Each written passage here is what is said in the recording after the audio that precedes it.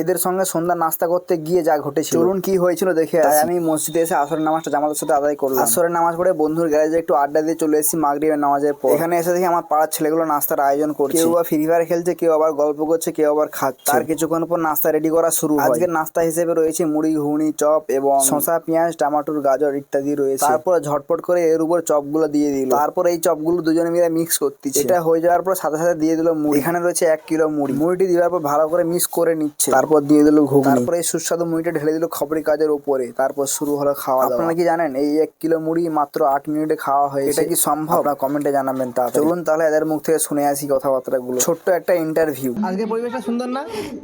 ভালো ভালো খুব ভালো।